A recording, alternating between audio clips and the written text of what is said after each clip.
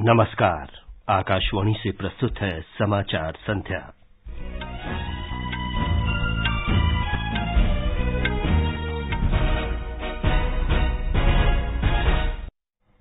संसद के वर्तमान सत्र का पहला सप्ताह भारतीय लोकतंत्र पर राहुल गांधी की टिप्पणी और अन्य मुद्दों पर हंगामे के कारण बाधित रहा। हरित ऊर्जा क्षेत्र के सार्वजनिक उपक्रमों में निवेश आकर्षित करने के लिए सरकार ने महत्वपूर्ण फैसले किए। प्रधानमंत्री नरेंद्र मोदी और बांग्लादेश के प्रधानमंत्री शेख हसीना कल भारत और बांग्लादेश के बीच पहली सीमा पार ऊर्जा पाइपलाइन का उद्घाटन करेंगे। भारतीय रिजर्व बैंक के गवर्नर ने कहा, अमेरिका के बैंकिंग संकट का भारत के वित्तीय क्षेत्र पर कोई दुष्प्रभाव नहीं। बर्मिंघम में ट्रीसा जॉली और गायत्री गोपीचंद्र की भारतीय जोड़ी all England open badminton championship के सेमीफाइनल में पहुंची और क्रिकेट में मुंबई में पहले एक दिवसीय मैच में भारत ने ऑस्ट्रेलिया को 5 विकेट से हराया। समाचार संध्या के साथ मैं विमलेंदु पांडे। संसद के दोनों सदनों की कार्यवाही कांग्रेस नेता राहुल गांधी की लोकतंत्र पर टिप्पणी और अदानी समूह के मुद्दे के कारण आज लगातार 5वें दिन भी बाधित रही। हंगामा जारी रहने के कारण संसद के दोनों सदनों की कार्यवाही सोमवार तक के लिए स्थगित कर दी गई। लोकसभा में सदन की बैठक शुरू होते ही सत्ता पक्ष के सदस्यों ने राहुल गांधी से माफी मांगने को लेकर नारेबाजी की।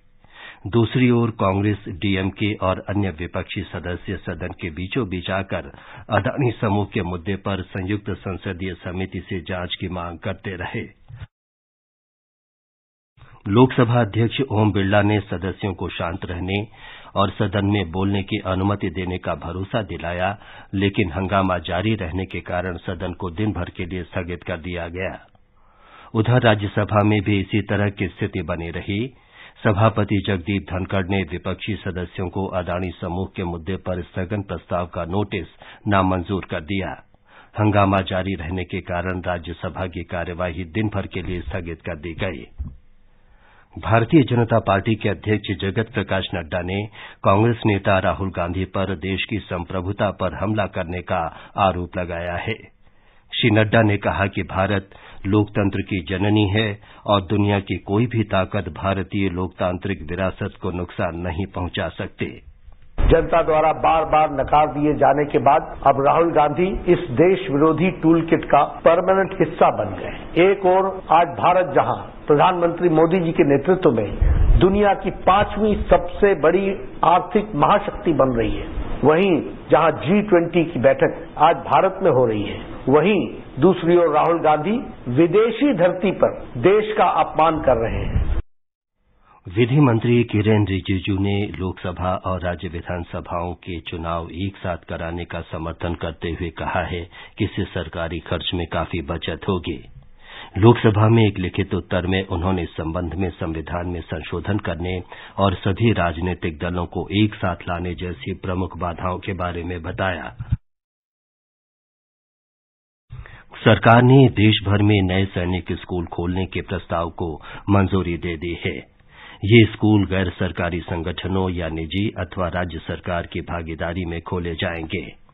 लोकसभा में आज एक लिखित उत्तर में रक्षा राज्य मंत्री अजय भट्ट ने कहा कि फिलहाल सैनिक स्कूल सोसाइटी या रक्षा मंत्रालय ने 18 स्कूलों के साथ समझौता ज्ञापन पर हस्ताक्षर किए हैं।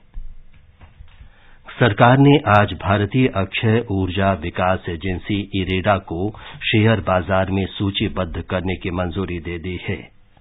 मंत्रिमंडल की आर्थिक कार्य समिति ने सार्वजनिक उपक्रमों में सरकार की हिस्सेदारी की आंशिक बिक्री से धन जुटाने के लिए आईपीओ लाने की मंजूरी दी।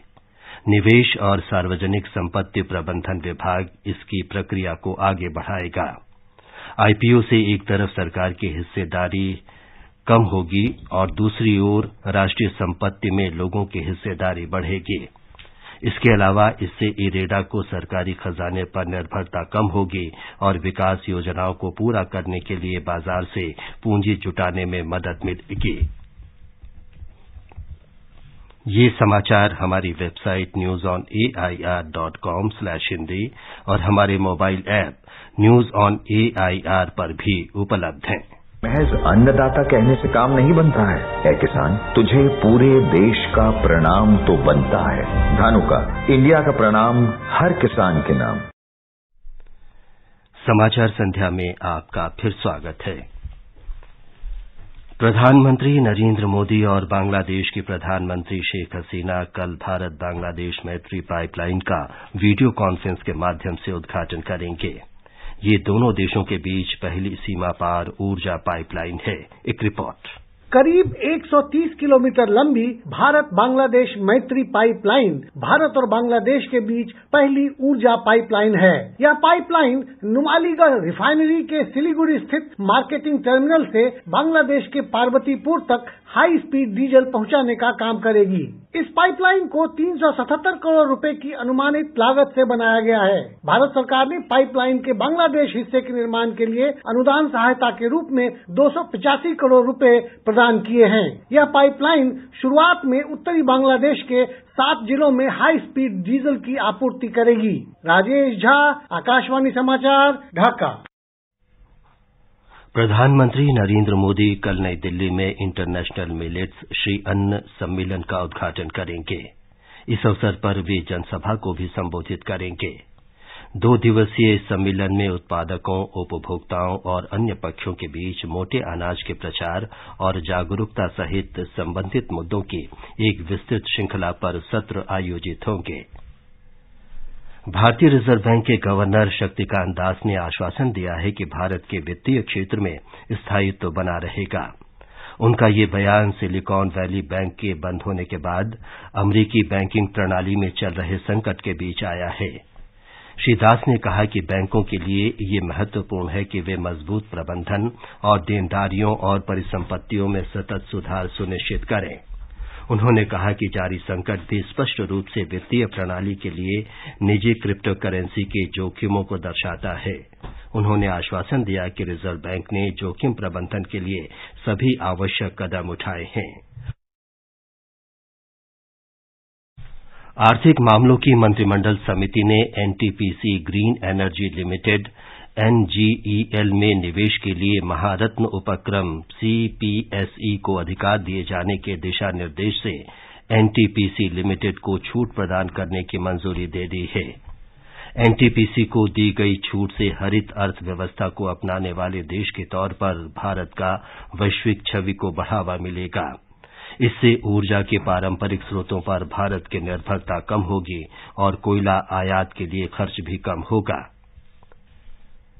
प्रधानमंत्री नरेंद्र मोदी ने कहा है कि PM Mitra mega textile park Tamil Nadu, Telangana, Karnataka, Maharashtra, Gujarat, Madhya Pradesh और उत्तर प्रदेश में स्थापित किए जाएंगे। एक ट्वीट में प्रधानमंत्री ने कहा कि ऐसे टेक्सटाइल पार्कों से कपड़ा क्षेत्र को बढ़ावा मिलेगा। श्री मोदी ने कहा कि ये टेक्सटाइल पार्क कपड़ा क्षेत्र के लिए अत्याधुनिक बुनियादी ढांचा प्रदान करेंगे। राष्ट्रपति द्रौपदी मुर्मू ने आज नेपाल के राष्ट्रपति रामचंद्र पौडेल से टेलीफोन पर बातचीत की और राष्ट्रपति पद संभालने के लिए उन्हें बधाई दी। राष्ट्रपति फिलहाल केरल की यात्रा पर हैं। दोनों राष्ट्रपतियों ने भारत और नेपाल के बीच बहुआयामी संबंधों का उल्लेख किया। नेपाल में जनता समाजवादी पार्टी के नेता राम सहाय प्रसाद यादव देश के तीसरे उपराष्ट्रपति चुने गए हैं। इसके लिए आज हुए मतदान में श्री यादव ने सीपीएन-यूएमएल की उम्मीदवार अष्टलक्ष्मी शाक्य और जनमत पार्टी की ममता झा को पराजित किया। अब सुनिए आकाशवाणी के लोकप्रिय कार्यक्रम प्रधानमंत्री के मन की बात पर आधारित विशेष श्रृंखला। आज की कड़ी का विषय है परीक्षा तनाव। लोग, आवाज और सीधा संवाद, यानी हमारे, आपके, हम सबके मन की बात। जी हां, ऐसे ही करोड़ों लोगों से जुड़ते हैं हमारे प्रधानमंत्री आकाशवाणी पर हर महीने के आखिरी रविवार को मन की बात कार्यक्रम के साथ। 3 अक्टूबर 2014 को शुरू हुआ ये सिलसिला इस बार अप्रैल में अपनी 100वीं कड़ी के साथ जारी रहेगा।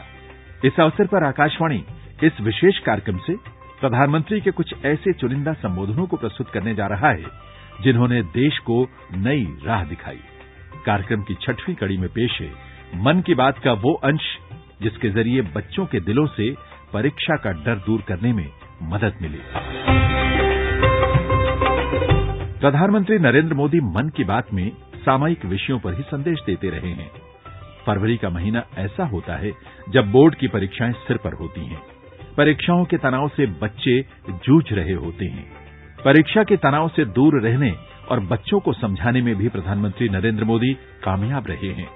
21 फरवरी 2015 को मन की बात में उन्होंने बच्चों से कहा कि परीक्षा बोझ नहीं है। कभी कभार ऐसा नहीं लगता है कि हम ही परीक्षा को एक बोझ बना देते हैं घर में, और बोझ बनाने का एक कारण जो होता है ये होता है कि हमारे जो रिश्तेदार हैं, हमारे जो यार दोस्त हैं, उनका बेटा या बेटी हमारे बेटे के बराबरी में पढ़ते हैं।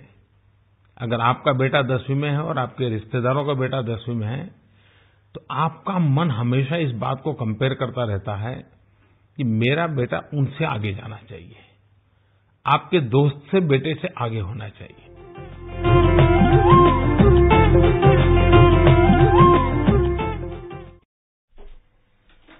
मन की बात पर आधारित ये विशेष श्रृंखला आप सुन सकते हैं प्रतिदिन सुबह 8 बजे समाचार प्रभात और रात 8:45 बजे समाचार संध्या में। ये समाचार आकाशवाणी से प्रसारित किए जा रहे हैं। ताजा समाचार जानने के लिए आप हमारे Twitter handle @AIR News Hindi को फॉलो कर सकते हैं। ये आकाशवाणी है। बर्मिंघम में ऑल इंग्लैंड चैंपियनशिप में ट्रीसा जॉली और गायत्री गोपीचंद की जोड़ी महिला डबल्स के सेमीफाइनल में पहुंच गई है। ये पहली भारतीय जोड़ी है जो लगातार दूसरे साल अंतिम 4 में पहुंची है। क्वार्टर फाइनल में विश्व की 17वें नंबर की ट्रीसा और गायत्री की जोड़ी ने चीन की ली वेन मी और ल्यू शुआन को पराजित किया। मुंबई में भारत ने 3 एकदिवसीय क्रिकेट मैचों की श्रृंखला के पहले मैच में ऑस्ट्रेलिया को 5 विकेट से हरा दिया है। भारत ने टॉस जीतकर ऑस्ट्रेलिया को बल्लेबाजी के लिए आमंत्रित किया। मेहमान टीम 35 ओवर और 4 गेंद में 188 रन पर सिमट गई। जीत के लिए 189 रन के लक्ष्य को भारत ने 39 ओवर और 5 गेंद में 5 विकेट पर 191 रन बनाकर हासिल कर लिया।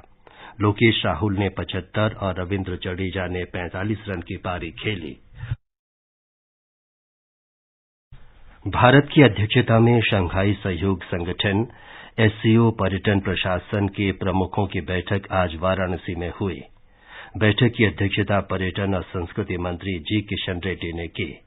काशी को शंघाई सहयोग संगठन की पहली पर्यटन और सांस्कृतिक राजधानी घोषित किया गया है।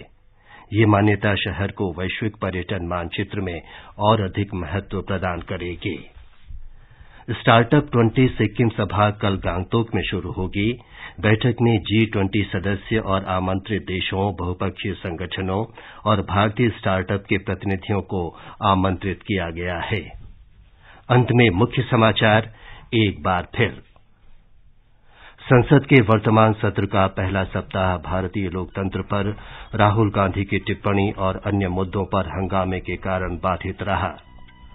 हरित ऊर्जा क्षेत्र के सार्वजनिक उपक्रमों में निवेश आकर्षित करने के लिए सरकार ने महत्वपूर्ण फैसले किए। प्रधानमंत्री नरेंद्र मोदी और बांग्लादेश की प्रधानमंत्री शेख हसीना कल भारत और बांग्लादेश के बीच पहली सीमा पार ऊर्जा पाइपलाइन का उद्घाटन करेंगे। रिजर्व बैंक के गवर्नर ने कहा, अमेरिका की बैंकिंग संकट का भारत के वित्तीय क्षेत्र पर कोई दुष्प्रभाव नहीं पड़ा। बर्मिंघम में ट्रीसा जॉली और गायत्री गोपीचंद की भारतीय जोड़ी all England open badminton championship के सेमीफाइनल में पहुंची और क्रिकेट में मुंबई में पहले एक दिवसीय मैच में भारत ने ऑस्ट्रेलिया को 5 विकेट से हराया।